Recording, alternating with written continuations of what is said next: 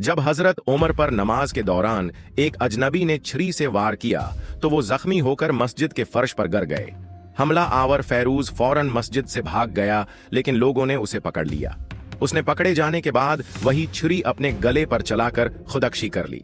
हजरत उमर को लोग उनके घर ले गए। वहां उन्हें खजूर का पानी और दूध है पिलाने की कोशिश की गई, लेकिन वो सब उनके जख्मों से बाहर आने लगा। ये देखकर तबीब ने उनसे कहा, या अमीरुल मोमिनीन, अब आपका जिंदा रहना मुमकिन नहीं। ये सुनकर हजरत उमर गहरी सोच में चले गए कि उनके बाद मुसलमानों की रहनुमाई की जिम्मेदारी किसको दी जाए।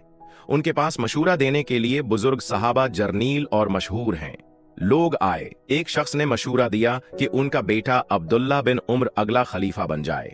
इस पर हजरत उमर ने सख्त नाराजगी का इजहार किया और फरमाया, मैं कभी नहीं चाहता कि खिलाफत मेरे खानदान में रहे। फिर उन्होंने अपने बेटे अब्दुल्ला को बुलाया और कहा, लिखो, मैं अपने बाद सिर्फ 6 सहाबा को इस मकाम के लायक समझता हूँ। ये 6 सहाबा वो थे जिन्हें रसूलुल्लाह ने जन्नत की बशारत दी थी, इशरा मुबश्शरा कहलाते हैं। हजरत उमर खुद इनमें शामिल थे और 2 सहाबा उनसे पहले वफात पा चुके थे। सिर्फ एक सहाबी सईद बिन ज़ैद को उन्होंने उस फहरस्त से उस लिए अलग रखा कि वो उनके करीबी रिश्तेदार थे। उन्होंने हुक्म दिया उनकी तदफीन के बाद एक घर में बंद कर दिया जाए, जहां वो सिर्फ 3 दिन के अंदर नया खलीफा चुने। 50 फौजियों को इस घर के बाहर तैनात किया गया ताकि कोई किसी कबीले से मशूरा न कर सके।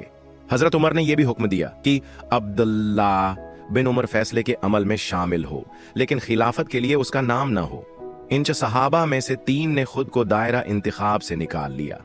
बाकी 3 के दरमियान वोटिंग हुई। जुबैर ने हजरत अली को वोट दिया, तलहा ने हजरत उस्मान को और साद बिन अबी वकास ने अब्दुर्रहमान बिन औफ को। अब सिर्फ 3 नाम रह गए, हजरत उस्मान, हजरत अली और अब्दुर्रहमान बिन औफ। अब्दुर्रहमान बिन औफ ने भी अपना नाम वापस ले लिया और फैसले की जिम्मेदारी खुद उठाई। उन्होंने मदीना के बुजुर्गों, जवानों, औरतों, हत्ती की गुलामों से भी मशूरा लिया। हर किसी की राय ली।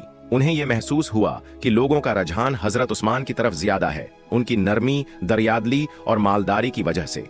आखिर में अब्दुर्रहमान बिन औफ ने दोनों से एक ही सवाल पूछा, क्या तुम अल्लाह, रसूल, अबू बकर और उमर के तरीके पर चलोगे? हजरत अली ने कहा, मैं जितना हो सकेगा इतनी कोशिश करूंगा। हजरत उस्मान ने कहा, मैं अल्लाह की कसम पूरी कोशिश करूंगा।